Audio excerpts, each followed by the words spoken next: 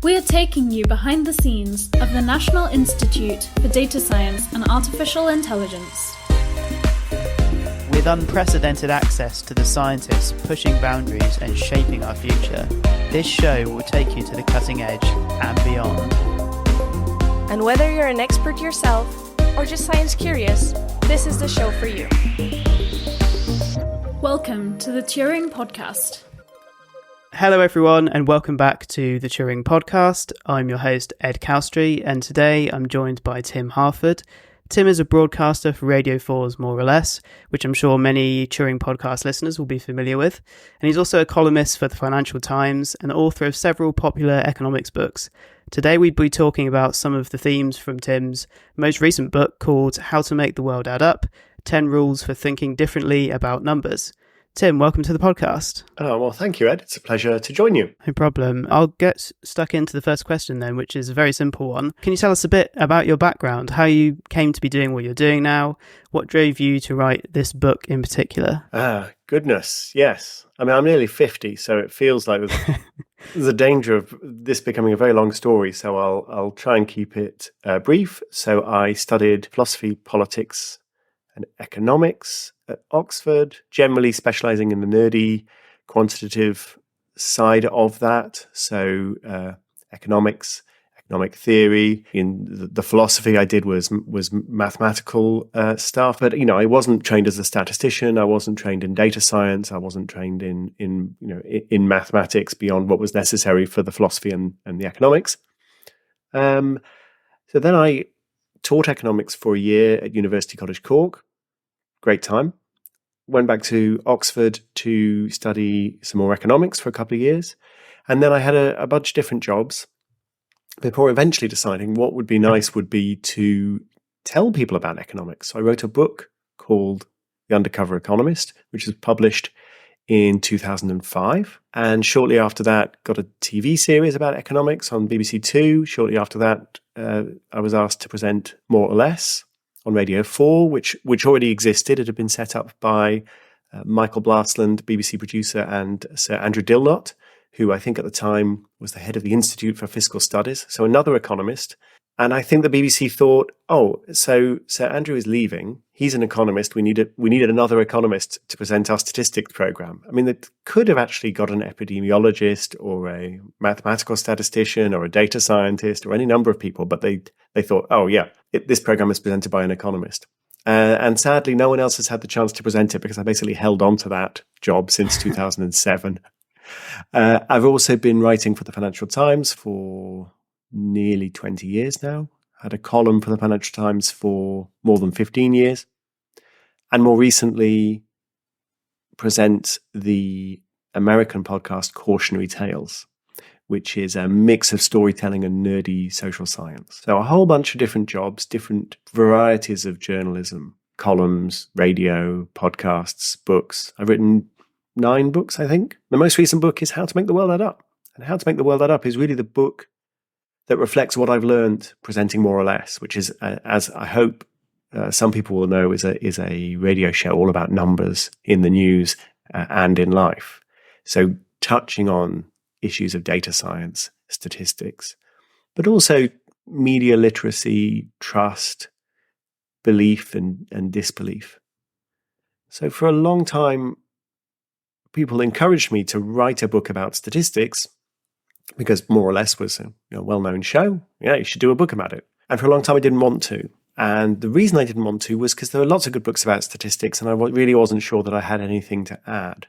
And the last few years, I realized I probably did have something to add. I had a couple of things I wanted to add. The first was I wanted to talk about statistics in a psychologically realistic way that reflected the fact that it's not just explain stuff to people really clearly and then they'll get it. I mean, no, that's not why people choose to believe what they hear or choose to doubt what they hear. I mean, so I wanted to be very talk about convenient if that was the case, but it would be very convenient, and I think a lot of people do hang on to that view of the world, which sort of makes intuitive sense. I mean, in some ways, we're rational creatures, right? And we always tell ourselves that the reasons we believe things is because we're persuaded by facts, argument, data, and logic. I mean, that's not true, but that's what we we kind of all have to tell ourselves that, don't we? And so we tell ourselves that story about other people as well. And so that was one of the things I wanted to do in how to make the world add up, is to reflect that realism about what people actually believe and disbelieve, and to try to help them think more clearly and to understand their own biases. The second thing I wanted to do, which I think was equally important, was to make the case for statistics, for evidence, for numbers. Because I realized that it was a weird thing. All the statistics books that I loved and respected, with maybe one or two exceptions, but almost all of them, actually seemed to have a very negative view of statistics. And it wasn't that they were negative about statistics, it was that they were negative about the way that statistics were abused. So the most famous of all, of course, is Darrell Huff's How to Lie with Statistics, the most popular book about statistics ever written. We could talk more about that little book. But there's Ben Goldacre's Bad Science, brilliant book. There's John Allen Paulos's Innumeracy, another great book. I mean, but these are books about statistical mistakes. They're all about things going wrong.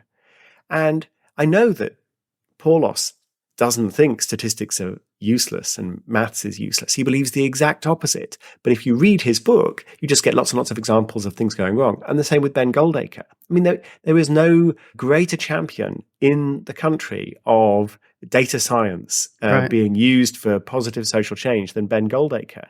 But his book's called Bad Science, and it's all about the numbers being misused. And so I thought, there's a trap here. I wouldn't say that, that Ben had made a mistake or that John had made a mistake, but there is a trap. There's a danger. If that's what we do when we talk about statistics, then it's very easy to leave people with the impression that it's all lies, all nonsense. That all science is bad science. Yeah, exactly. It's like it's like a stage magician's trick. Like, go and enjoy the show, but of course, don't ever believe that what you're witnessing is real. Of course, none of it's real. Of course, it's all a trick, and I'll show you how the trick's done. That's the risk that we end up when we talk about data science and we talk about statistics and we talk about evidence. There's that risk that we give that impression, even when we think that we imagine we're championing. Right, exactly. Good statistics. Because stuff going wrong, this is true even for How to Make the World Add Up. There's the stuff going wrong is the fun stuff, right? That's when it's easiest to explain. Right. Statistics is when you can point to somebody doing something stupid. But yeah, we've got to do more than that. And so that's what I wanted to do with How to Make the World Add Up. And that's one of the things I was trying to do in the introduction, where I compare and contrast Darrell Huff's How to Lie with Statistics with Richard Doll and Austin Bradford Hill's work on the statistics linking smoking and lung cancer, which was published in the same year. And to say, okay, well, you've got this very famous book that says it's all nonsense, it's all scoundrels. And you've got these people, these two researchers who are discovering a truth about the world you couldn't possibly discover without statistics, and which is going to go on to save millions of lives, maybe tens of millions of lives, maybe hundreds of millions. It's incredibly important. Mm. So don't fall into that trap of just, well, here's another bad graph, here's another bad chart, here's another bad map. There's more going on. Graphs and charts actually are useful in a lot of cases, so that's important to know. And it's interesting that you mentioned both Darrell Huff and Ben Goldacre. You and I actually connected over our shared knowledge of Ben Goldacre. I managed to convince you to come on this podcast after you interviewed me for a quote for the Financial Times article you wrote about something that Ben Goldacre has been doing recently. But it's knowing what I know about him, and based on what you just said, even though he wrote the book Bad Science, as you said, I'm sure he, in reality, he's a champion of good science and best practices. Absolutely is. He absolutely is. Yeah. Compare and contrast to the other person you mentioned, Darrell Huff, who, again, as you mentioned, this is someone who you talk about in the introduction of your book. And he wrote this 1954 book, How to Lie with Statistics. So similar to Ben Goldacre, he was talking about things that can go wrong. But as you go on to elaborate on Darrell Huff's story, he sort of wasn't quite so well intentioned in his, in explanations of how to lie with statistics. So how does one lie with statistics, and how did Darrell Huff go on to lie with statistics? And you already mentioned the about his contemporaries linking smoking to cancer there. Yeah, which is not a coincidence. Yeah. So people got very cross with me, actually, for suggesting that Darrell Huff had done anything wrong, because so many of my fellow nerds have read Darrell Huff, maybe the first statistics book they ever read. It was certainly the first statistics book I ever read, and it's brilliant. I mean, How to Lie with Statistics is a brilliant book. It's full of brilliant examples. You really will understand the abuse of statistics much better as a result, which is why it pains me deeply to criticize Darrell Huff. But I think when people know what happened and what he did, they come around to my viewpoint. So a classic Darrell Huff example is pointing out that storks deliver babies. Statistically speaking, storks deliver babies. And there are a number of ways that you can make this argument, but I think the most modern and the most convincing is simply that you can plot a correlation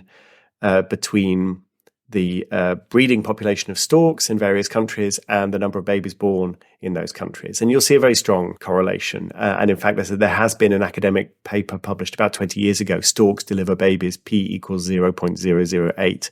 I think most people listening to this podcast will be nerdy enough to know what that's referring to. So there's a strong statistical relationship, but what's driving the strong statistical relationship? Is it that in fact babies do come from storks, just like my mother told me when I asked too many questions about my little baby sisters? No.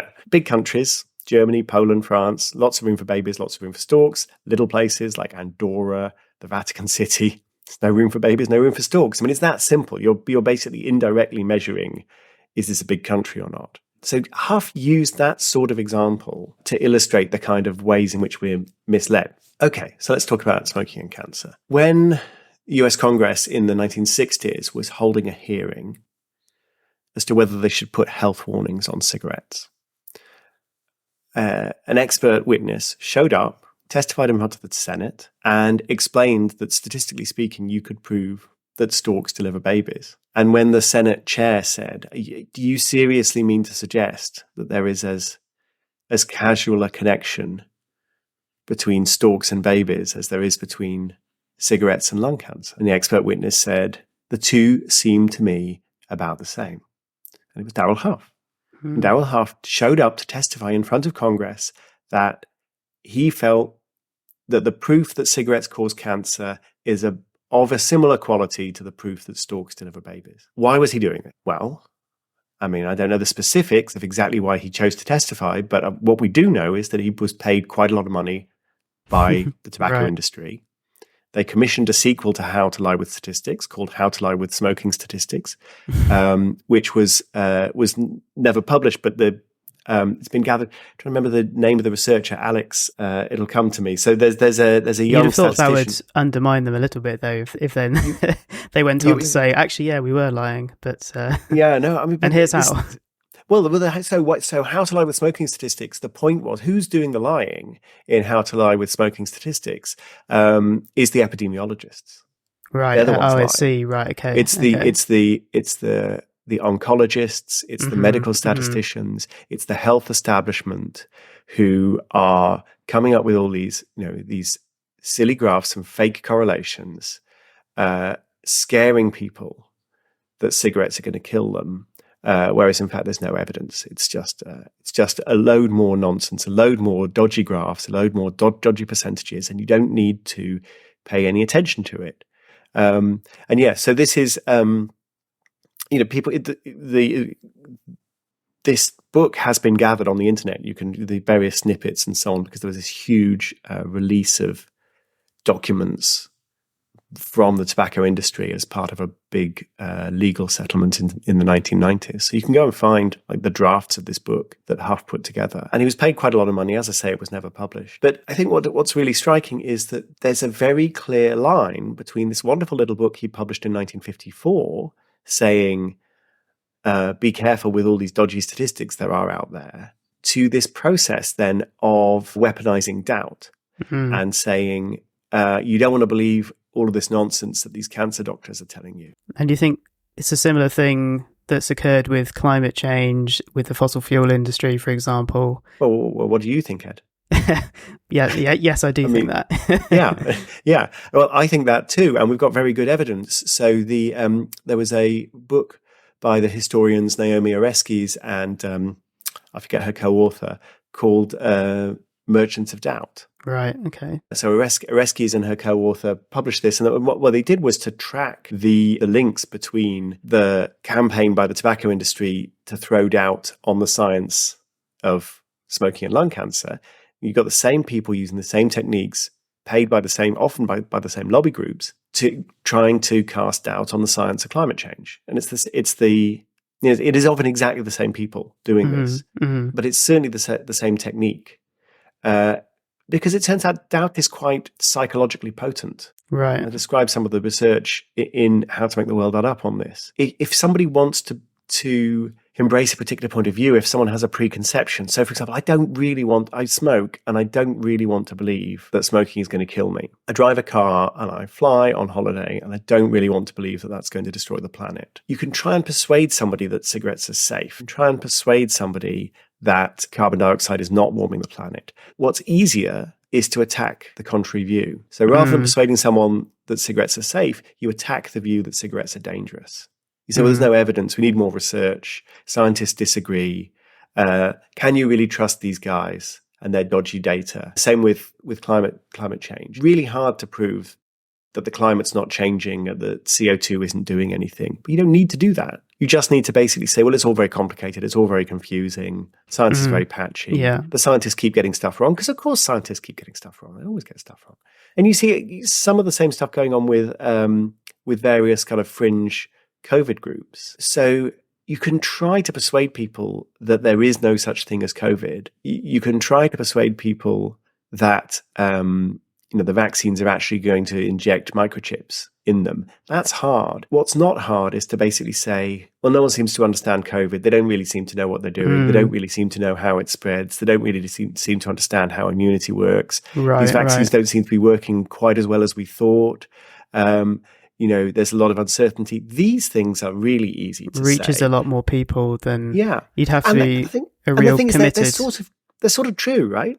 I mean, it is sort of true that nobody completely understands COVID, and it is true that scientists have made a lot of mistakes, and it is true that the vaccines aren't quite as good as we originally hoped when the results first came out in November and December 2020. I mean, all these things are true, but you hold on to them too tightly, and you get this very toxic view of the world in which nobody knows anything. Right. Yeah. Rather than what we should have is this view that's like, well, knowledge is imperfect. It advances one mistake at a time. There's always a process of disputation and trial and error in science, and we slowly learn about the world. And of course, there'll be some missteps. But how do you decide, like, when you, as an individual, don't want to, let's say, accept a claim that someone's making, be they a scientist, journalist, politician, or anything? How do you decide whether you are being just skeptical in a healthy way that's logical versus going into this more cynical frame of mind where it's like,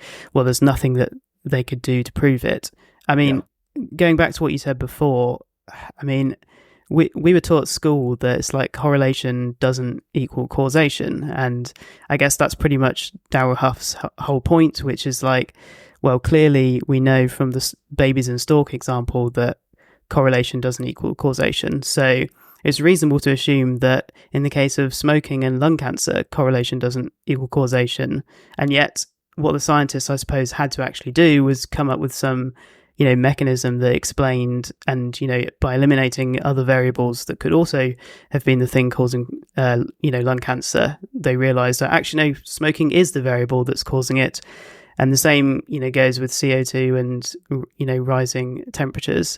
But as an outsider, as someone who's not literally a scientist trying to figure this out for themselves, how do you decide whether you're being, too skeptical and sliding into cynicism, or being like just skeptical enough that you're not like just accepting everything that some authority is telling you?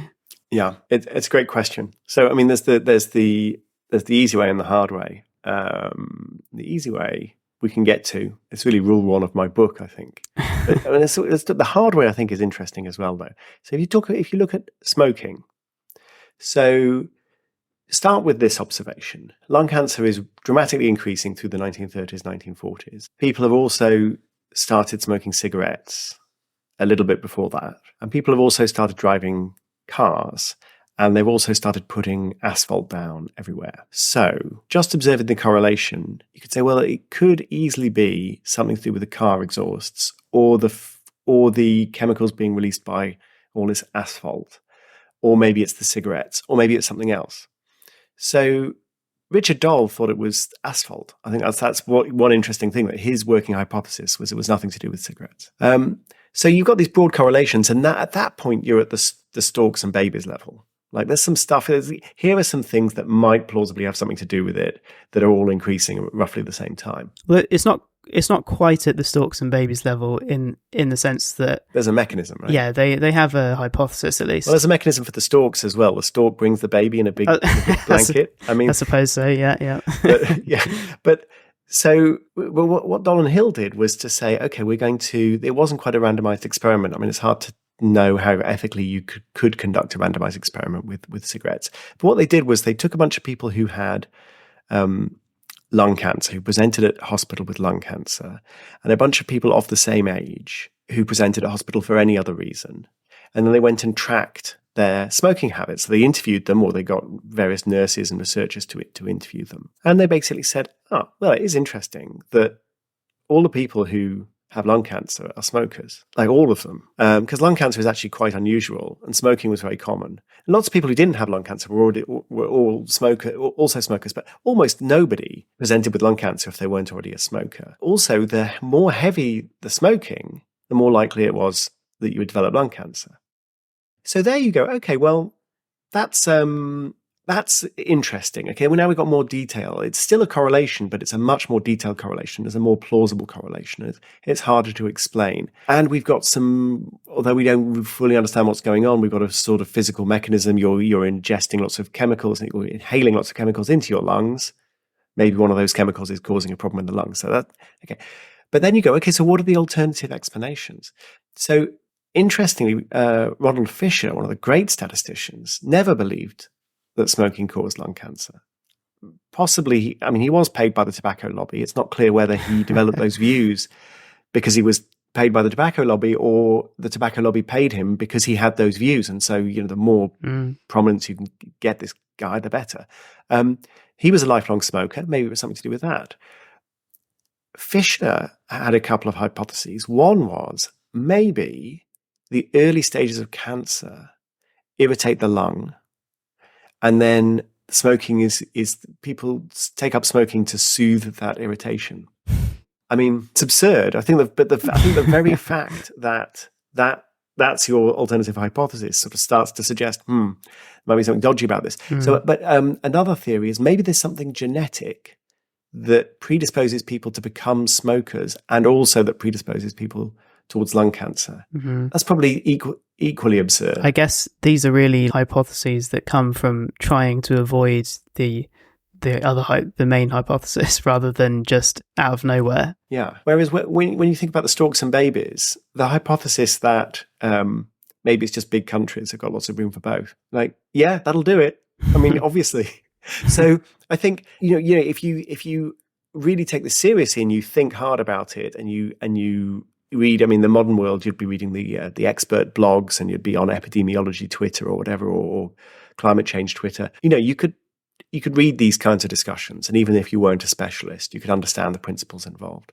So anyway, I said that's the hard way. So the easy way, I think, I don't want to pretend it's too easy, but I think a very easy step that everybody should take when they're receiving information is to ask themselves how they feel.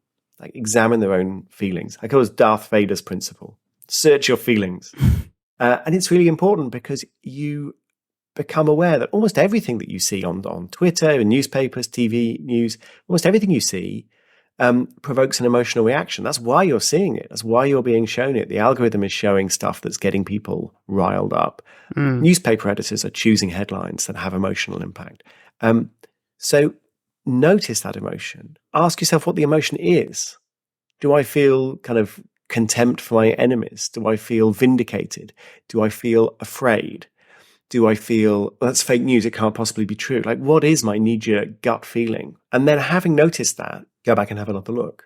Yeah. I'm not saying this is some magic cure for all misinformation, but I just think realizing that we're all emotional beings, that everything that we're believing or disbelieving comes through an emotional lens, and just noticing what that emotional lens is, and then going back and a second time to have a little think, it's amazing how far that will get you.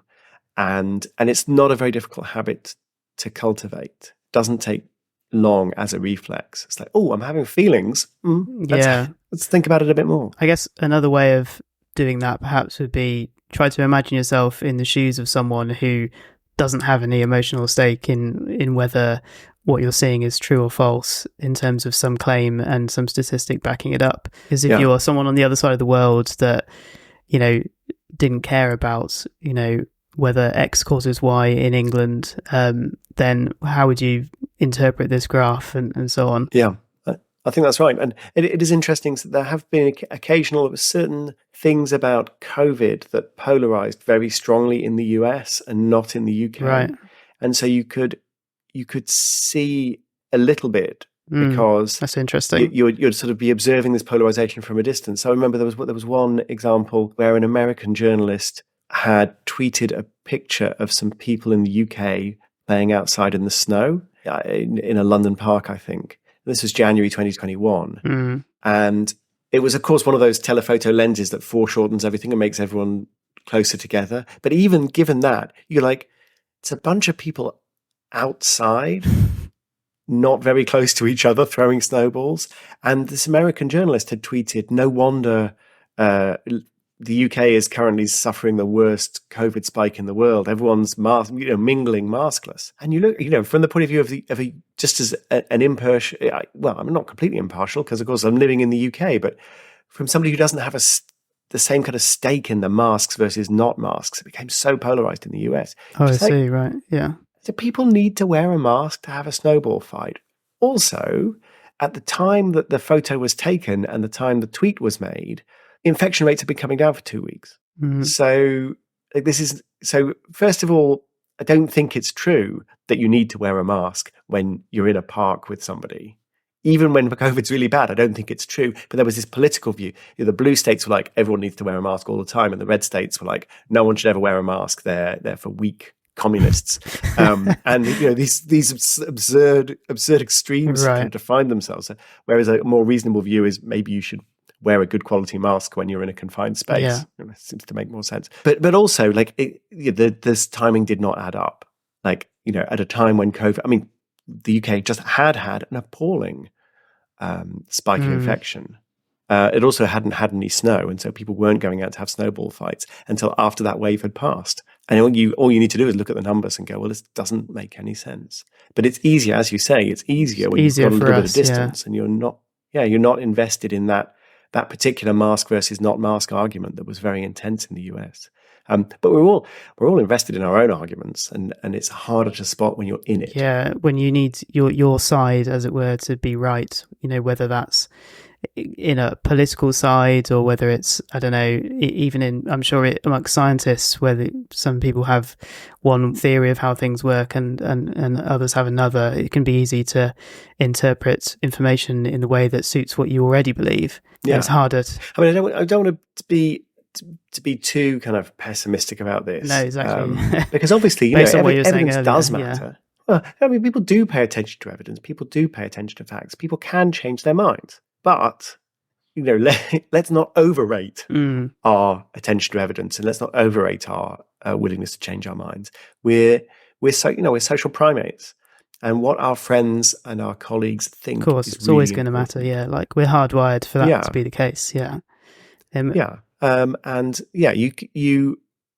there are no prizes for being right about climate change, for example, if you're ostracized for being right about climate change, because the climate's going to do what the climate's going to do. If you're Xi Jinping or Joe Biden, then maybe what you think about climate change matters.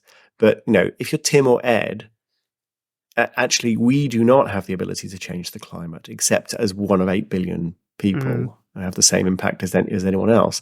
So if you happen to have completely the wrong view on climate change, you're not going to be personally punished for it because you're wrong about the world, but you will be socially punished for it. If you have a view that's different from your friends and you tell them, then you'll suffer as a result. So we're very attuned to what people like us, right-thinking people, believe. Yeah. And that tends to govern what we think more than the evidence. Well, just thinking about other ways that people might be led astray by what they see in the media or social media, and especially when this comes down to numbers and stats, how can the definitions of words themselves affect how we think about numbers and evidence-based claims?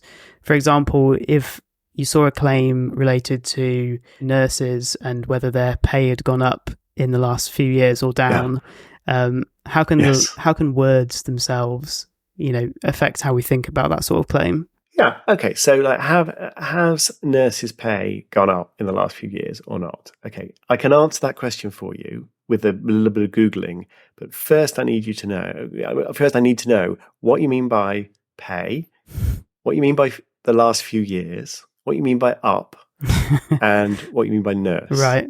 Okay. And I know this sounds absurd, but hear me out. So the last few years, obviously, we all know that I can pick, a 2-year period or a 5-year period or a 10-year period to suit because numbers go up and down, right? They bounce around. So I can pick a particular time horizon if I'm trying to make a particular kind of claim. So first of all, when you say the last few years, I'd like to see the graph and to see whether you're cherry picking particular starting and end point. Okay. Second, up. What do you mean by up?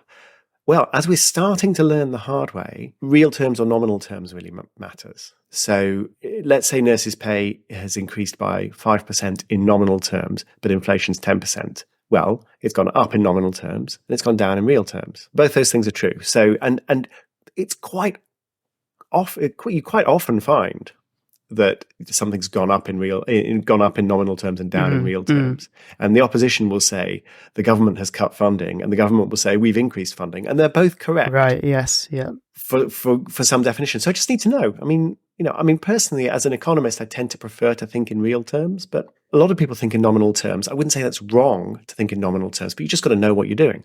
So then pay. What do we mean by pay? Are we talking about the hourly rate, for example? Or are you talking about the typical take-home pay? Yeah. So in some professions, overtime pay is really important, and you might find that somebody feels that they've got a pay cut because there's been a ban on overtime, for example, even if the hourly rate has gone up. They might feel they haven't got access to the overtime, or I don't know the details for nurses, but whether it's hourly or annual, this stuff matters. And then the final thing, you would think there can't possibly be a dispute about this, but of course there is what do you mean by a nurse? And so more or less has discussed various examples of this. So there was an argument, Jeremy Hunt was making a claim about the amount of money spent on maternity care, and he included maternity nurses, but did not include midwives. Right. And actually, almost all the medical professionals working on maternity care are in fact midwives. They're not doctors, not obstetricians. They're not maternity nurses. They're midwives. Is a midwife a nurse? Well, I think for many plausible, you could make a case that a midwife is a nurse, or you could say, well, no, actually, a midwife is not a nurse. But you got to be clear. Yeah. And part-time versus full-time nurses is another important distinction. Nurses working in hospital versus community nurses or health visitors. Very often, there's no right or wrong answer to any of these questions. You just need to define your terms before you try to interpret what you're being told. I could even go sort of one level deeper, and going back to the real pay versus nominal pay, because for real pay, people could calculate that in a different way, right? Because they could just factor in inflation in different ways, or there's different measures of inflation, and there's no single correct measure of inflation. So yeah.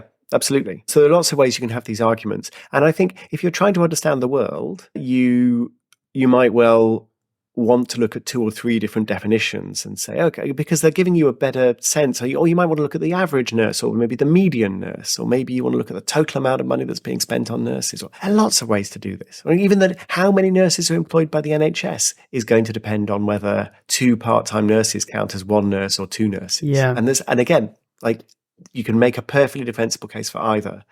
But before we have the argument, I just need to know what definition you're using. So I call this in the book premature enumeration, which is the tendency that smart, numerate people have to jump to the numbers before we know what the definitions of the numbers are. And we can lead ourselves astray because we're in the spreadsheet already, slicing and dicing, figuring out the average, and because we feel comfortable with the numbers, and we haven't stopped to go, actually, what is this real or nominal? I mean, it's amazing. I find how often I'm reading descriptions of data that don't specify quite basic facts about the data.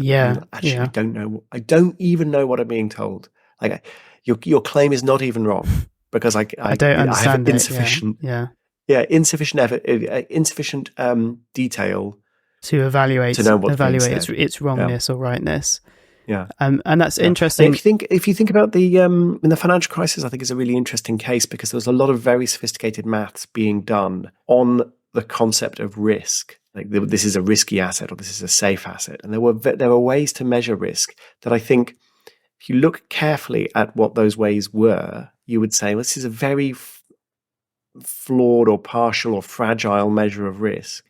But of course it is, because risk itself is a really hard concept. But people were doing very, very deep mathematics on the numbers, but their actual grasp of what the numbers meant was extremely shallow and extremely fragile, and that blew up the world economy. And is that because, like, what were their differences in defining things? What were the things that they were defining differently that led to that? So one interesting concept is value at risk, and the value at risk, if I remember rightly, would basically say, how much money could you lose with 10% probability on a particular day? And that was defined as the value at risk.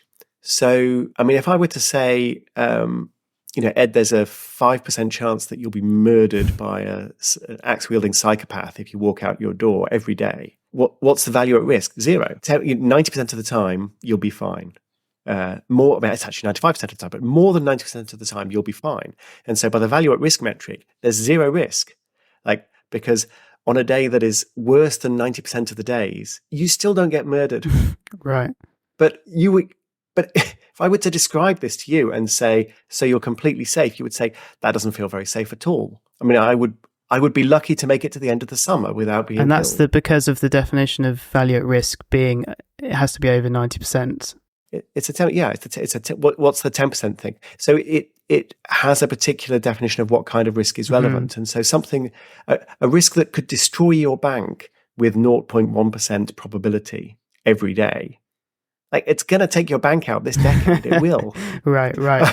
But doesn't register at all on the value at risk. So, when you look at it like that, you go, well, that's a problem. Another problem is just a lot of what was going on was people were measuring correlations between different assets. But correlation is a really tricky thing when you think about it. So let's say a financial analyst called Paul Wilmot explained this to me a long time ago, and it's always stuck with me. So let's say I'm trying to measure the correlation between Adidas and Nike shares. Well, for a while, they're very correlated because they're both, making sportswear. But let's say that Nike are completely invested in Oscar Pistorius, for example. I don't know whether they were. And they've got this massive advertising campaign that's all tied the Nike brand irrevocably to Oscar Pistorius. And then Oscar Pistorius stands trial for murdering his girlfriend and is found guilty. Well, that's suddenly Nike and Adidas, who have been correlated, suddenly they're anti-correlated because suddenly everyone is abandoning Nike and they're buying Adidas. So now they're inversely correlated. It's not. It's a rather sort of ghoulish and extreme example, but this sort of thing happens all the time. You'd have 2 assets that are negatively correlated, and then suddenly they're positively correlated, right? Because because there was always a connection. That's why there's a negative correlation. There was always a connection between them, and suddenly the world changes in some way, and suddenly the negative correlation becomes a positive correlation. I mean, this is not hard to think of examples of this. I mean, in the energy system, for example, you can think of examples where demand for one form of energy is competing with demand for another form of energy, and then suddenly something flips. There's a war. The Russians start cutting off the supply of gas, and suddenly all forms of energy are suddenly dramatically correlated. I mean, this sort of thing happens a lot. And you've got a problem if you're if you're in the position of, say, AIG, where you're writing a $278 trillion worth of insurance or something. I forget what the number was. It was a very, very, very, very, that's probably the wrong number, but maybe it was 2.7 trillion. It was an enormous number that no one company could hope to pay. They're writing all this insurance for all these banks. And a lot of this insurance is predicated on the fact that, well, all these bad things can't go wrong at the same time. That's why we have an insurance company. Right. Except maybe if your understanding of the world is fundamentally wrong, then suddenly all the bad things do happen at exactly the same time for exactly the same reason, which is pretty much what happened to AIG. So it's if any decisions being made are predicated on things being correlated in the past, but actually you don't fully understand the reason why, and therefore don't anticipate or predict them not being correlated in the future, then you're going to make bad decisions, and money could be lost or worse. And bringing this back to everyday statistics, why would it be that you don't fully understand why they're correlated? The most straightforward reason that you wouldn't fully understand it is because somebody else gathered the numbers based on some historical data, typed them into a database or a spreadsheet, and then you got the numbers. But then you're down the chain, right? So now you've just got numbers. These numbers don't have any meaning to you at all. And now you're analyzing numbers. You're doing your clever thing. You're unleashing your machine learning algorithm, or you're finding correlations or whatever it is that you're doing. And they're just numbers. There's no connection to anything.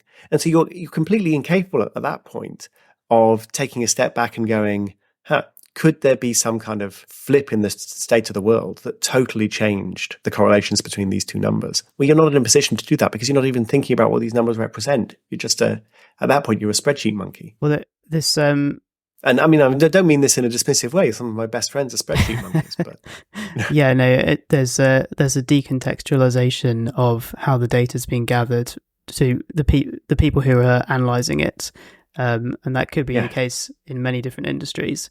It leads me very nicely on to the next question I had, which is in How to Make the World Add Up. I'm going to quote to you: "Big data represents a huge and under-scrutinized change in the way statistics is being collected." What did you mean by this, and why does it matter? So the argument I make in How to Make the World Add Up about big data is that it all reminds me of the time that science itself was emerging.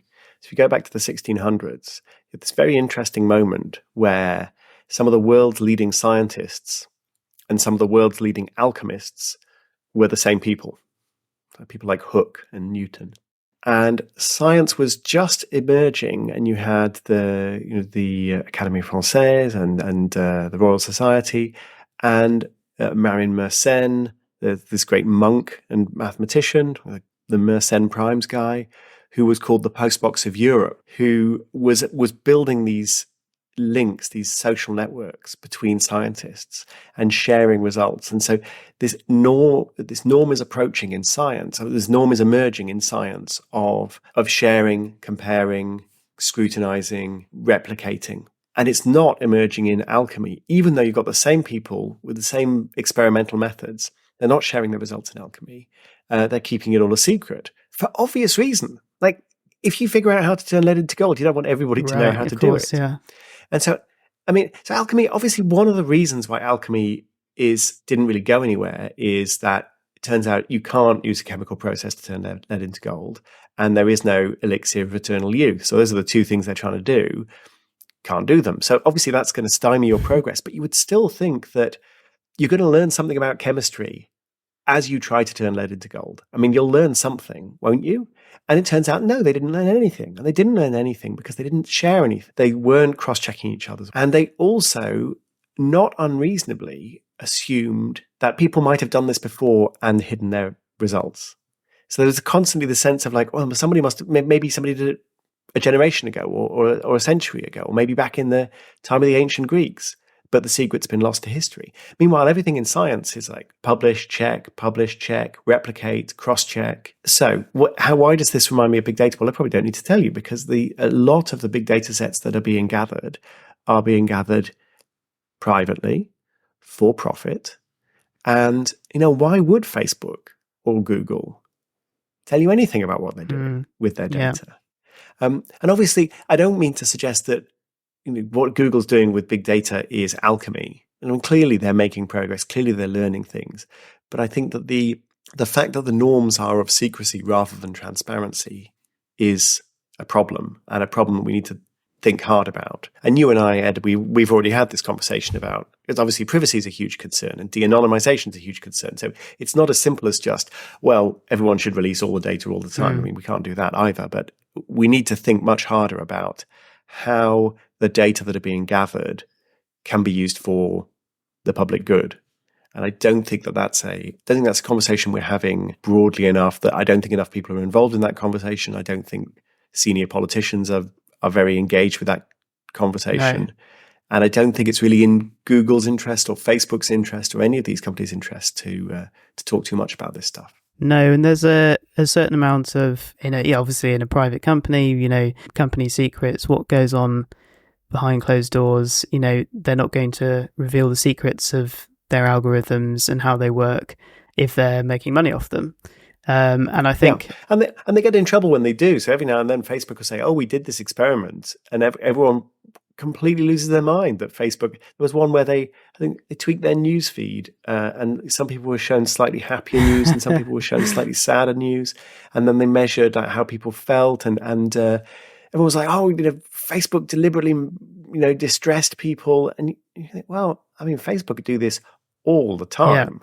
Yeah. And maybe sometimes they do it in a formal experiment that they don't tell you about. Often they just do it and they're not really seriously asking anything of the consequences. But like the one time they actually publish they're trying to find out. They're trying to find out how they might have less adverse effects but still make money. And then, if people are going to criticize them for that, then it's an incentive for them to, well, actually, we'll just do things without telling you then. Yeah, absolutely. I mean, I'm not defending Facebook for a moment. I mean, I have an intense personal dislike of Facebook. I absolutely despise them. But I, clearly they have no incentive. I think there's to tell us what they're doing, and then the few occasions where they do tell us what they're doing, we yell at them even more. So yeah, why? Well, that goes a bit back to psychology in a way as well, because not just if you're a company, but if you're the government, for example, and you want to, have evidence-based policy. Well, how do you get evidence-based policy? You've got to do experiments to find out which policies work better, and that means trying some policies in some areas, perhaps geographically, and other policies in other areas, for example. And that's an experiment. And then some members of the public might feel that actually we don't like being experimented on. But the alternative is to just, the politicians will impose whichever policies they reckon will probably do the thing that they want. You do the uncontrolled experiment and you don't learn anything. Yeah, absolutely. I mean, this is an argument that I rehearsed in an earlier book called Adapt, which is all about the importance of experiments and trial and error. And it's vitally important. There's so much stuff we don't understand. And if you want to figure out the truth, you will often need to run an experiment. And you need to pay due attention to the potential harms of the experiment and to consent, informed consent, and all of these things. I mean, I'm not saying it's just like, hey, experiments are great. We should run experiments all the time. Don't worry. Yeah. Need to be careful, but I think if I was just to nudge the world towards more experiments or fewer experiments, I would definitely be nudging towards more experiments. Well, thinking not necessarily about experiments specifically, but about stats that affect the population as a whole, I think you argue in your book that we should be paying a bit more attention to statistical agencies such as the UK's Office for National Statistics, ONS. Why should we be paying more attention to them, and why should we trust them more than we perhaps do? I think because I describe in the book that these agencies are producing statistical bedrock. Now, the foundations of everything that we know and do are often based on data that only governments are really in a position to gather. And we take them for granted. We absolutely take them for granted. So, I mean, obviously, there are lots and lots of private sector companies that gather data and publish data and so on, but they're almost always reliant on fundamentals such as the census or the Office for National Statistics publishing data on price inflation, for example. Or, the ONS COVID survey in the UK. These agencies across the world are doing, I think, really important work. And we tend to only notice them when something goes wrong. There is a tendency for governments to put them under pressure and to blame them for bad news when, in fact, the politician is the one who's produced the bad news and the statisticians are just the people who've measured it. And I describe in the book the pressure statisticians are sometimes put under, especially in less developed economies where they've been prosecuted, they've been sacked. In some cases, they've been threatened with families being murdered. Or if you go back in history, you do not want to be running the census for Joseph Stalin because he will have you shot when the census inevitably produces the numbers that he doesn't like. This is in fact what happened. So, but I think these people they're kind of heroes. They're doing such important work. I think it's similar to the people who maintain our sewers, for example, or the people who maintain the electricity grid, keep the lights on. There's that same sort of sense of we take them for granted, we get very cross if anything goes wrong, and otherwise, just like we just shrug our shoulders. We don't seem to care. We've got no interest. I think that's a real shame. It's all so. We would describe the roads, the sewers, the electricity as infrastructure, and I think there is such a thing as statistical infrastructure as well. The institutions that gather and disseminate and check the data that we rely on, and we, as with many other forms of infrastructure, we just think it's kind of boring and we're not interested, and it's so important. Well, it's really obvious to me as like a member of the public why the infrastructure such as sewers and roads being maintained benefits me, but I guess not quite so intuitively obvious why essentially a government agency collecting data on the population in various ways benefits me as an individual, or as not a member of the government itself. But like how does it benefit us in general? I think this connects to this sort of sense of taking things for granted. Like some stuff is so invisible that we can't even imagine what it would be like if we didn't have it. So for example, all these arguments about inflation, like prices going up. To measure inflation, someone needs to go and check all the prices. Right. Otherwise, you just have this vague sense that there's some stuff out there that it's harder to make ends meet. And you're having a conversation with your employer, for example, about the salary, or a trade union is negotiating. Like, well, what is the salary that will keep up with the cost of living? Well, you've got no idea unless someone is measuring in some way the cost of living. And of course, these measures are not perfect. In fact, it's theoretically impossible to produce a perfect measure of inflation because whenever prices change, what you buy will also change. So do you measure the change in the price of what you used to buy, or do you measure the change in the price of the new thing? It's actually a really interesting sort of philosophical problem, but you need to try. Yeah, and I read, and I'm not an expert in this, but there's sort of like a sort of basket of goods that they decide are the things are going to be considered for have they gone up in price or gone down in price, and but the actual 700 different goods, but the actual things that they include haven't been consistent over time, and by design, they've considered different items. Yeah. Otherwise, you'd be saying, well, the price of gramophones is right, really high. But actually what you want to do is, you needed to measure the price of Sony Walkman, and then you need to measure the price of a CD player, and then an iPod, and then it's a Spotify subscription. Yeah. How many gramophone records in a Spotify subscription? There is no answer. So these things are really hard, and these, and what we buy changes. But nevertheless, it's possible to come up with an approximation. You can put some bands around it. You can say, well, inflation is definitely more than X and it's definitely less than Y. You can do that. Or to get even more basic, the census. How many people are living in a particular area? If you don't know that, you can't decide where the boundaries of parliamentary constituencies should be, because you don't know how many voters there are. You can't make decisions about demand for sewerage, demand for setting up a new business, for example. You say, well, how many people are there in this area? Will I have enough customers? To do that, you're you're probably relying on a private data provider, but the data provider is using underlying information from the census. Actually, almost everything that we do when we try to understand society, at some stage it ties back to the census, because at some stage you're adjusting for population. You've got to know what the population is. So there are lots of examples of this is why I describe it as bedrock. You don't see it, but if it wasn't there, everything else just starts to collapse because you haven't got firm foundations for all the other all the other data that you're gathering and using to help make decisions. And it's notoriously difficult as well, just from the mild exposure I've had to ONS and the way that they collect the census. I mean, you might intuitively think, oh, well, they just go and somehow count all of the people in the country, but you're relying on people essentially filling out a form and sending it back to you. So inevitably, a lot of people, I mean, a percentage, however big it is, of the population doesn't do that. Then you need to know, how many people didn't do that, because otherwise we're not getting the true. How many people didn't do that, and also how are they systematically different in some way to the people is there who a did? certain demographic? To which the answer is almost certainly yes, right? And they have ways of. There's a reason why they didn't. Exactly, and they have ways of figuring this out and approximating this, but. Those methods might not be perfect, and they're quite difficult to do.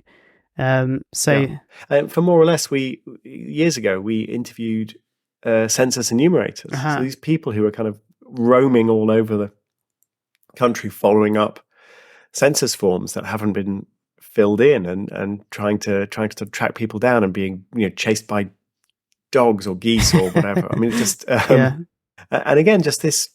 It's a job that people didn't even think of existing, but that it's very important that it does. And it's just a bit of an aside, but I think the kind of people who do these roles probably historically would have been relatively underpaid. I think the sort of job role of data scientist now is becoming a sort of, because of, if you work in industry, if you work for Google as a data scientist, for example, or any other company, it's become a sort of high status, well paid job. Whereas there are a lot of people, perhaps in government agencies and elsewhere in the economy, who are doing things which are similar to what those data scientists at Google might be doing, but haven't historically been paid as much, and it's not considered that kind of high status job. But it probably should be, because not only is that fair, but you also would get the best results if you actually, made sure that the most talented people were doing those jobs. Not that they aren't already talented, of course, but you get where I'm going. Yeah, no, I'm all in favour of competent statisticians and data scientists over incompetent ones. And if you want people to know what they're doing, you're likely to have to pay the market rate. Otherwise, people will find something else to do with their maths. There's plenty of stuff that people can do with a grasp of maths and data that does not involve doing this sometimes thankless infrastructural work and just getting ignored or blamed by politicians. Indeed. Well, I'll ask you one last question, Tim. You conclude your book, How to Make the World Add Up, with some chapters titled Keep an Open Mind and Be Curious. I was wondering whether you feel particularly optimistic or pessimistic that people in general are starting to come around to the ways of thinking about numbers and statistics that we've discussed and that you discuss in your book. In particular, in your own field of journalism, do you feel like there's a movement towards being more responsibly data-driven? I think that there's a bifurcation, really. So the dumb end of journalism has never been as dumb as it is now. Okay. And the smart end of journalism has never been as smart, has never been as well connected Definitely to seems, experts. In my experience. Yeah. And so that's one of the reasons why I emphasize people's motivations as consumers of information, as consumers of news. It has never been easier to get access to really high quality information, really cutting edge, really thoughtful, really interesting, well explained by the very best people on any given subject in the world. They're all out there and you can just read them. You don't need to go through dozens of intermediaries. They're there on Twitter, they're blogging. Journalists know where they are. Journalists are giving them voices. It's amazing. But you have to want to do it. You have to be motivated to educate yourself and sometimes to pop your own bubble. So I am hopeful that the opportunity is out there. The question is, will we be motivated to take that opportunity? And why might we not be motivated? I mean, I guess, again, like you said, it comes down to the consumer. There's obviously a market for the your kind of journalism that is dedicated to finding the truth and not just having. There's a market for looking at people in bikinis. There's a market for right, exactly. For watching ex-politicians eat centipedes in "I'm a Celebrity, Get Me Out of Here," or do belly flops in Splash. And there's a market for celebrity gossip, and there's a market for hate. There's a market for hatred and for inflammatory conspiracy theories. There's a market for all of that. But there's also a market for great science journalism, great economics journalism, brilliant sort of curiosity. Maybe a better question to ask then is, do you think that the market for really, really good science journalism and economics journalism is saturated, or do you think there's actually quite a lot of room to expand from the current stuff on offer? Journalists are always experimenting with new forms. At the moment, there's a big expansion in podcasting. Here we are, and I can't see that going away. There'll be other forms. There'll be new ways for both for smart journalists and for science communicators or academic communicators to reach people. But I don't see any sign of saturation. The world's a big place. More and more educated people, more and more connected. But we've just got to keep helping fire people's curiosity. We've got to keep helping to motivate people to want to understand the world, because they want to understand the world. The problem is 90% solved. Great. Well, on that note, Tim, let me just, before I let you go, ask, where can people find out more about your work? Do you have Twitter? It sounds like you do. I'm on the Twitter. I mean, I wouldn't particularly recommend that as a way of finding out what I do. So my website is timharford.com. That's Harford, not Hartford. timharford.com, and there are links to my BBC podcast. There are regular updates for cautionary tales. My newspaper column goes up there after a delay, so you can find out pretty much everything I'm doing from that point. But I would recommend subscribing to Cautionary Tales, subscribing to the BBC More or Less podcast feed, and perhaps picking up a copy of the Financial Times every Saturday to read my column. Brilliant. On that note, thanks for coming on the podcast, Tim. It's my pleasure. Thank you, Ed. Thanks for listening to this week's episode. The show is hosted by me, B. Costa Gomez, Ed Calstry, Joe Dungate, Christina Last, and Anika York. And the episodes are produced by Luca Lane. Music for this podcast is produced by Jam and Sun. You can listen and follow via the link in the description or by searching Jam and Sun on Instagram.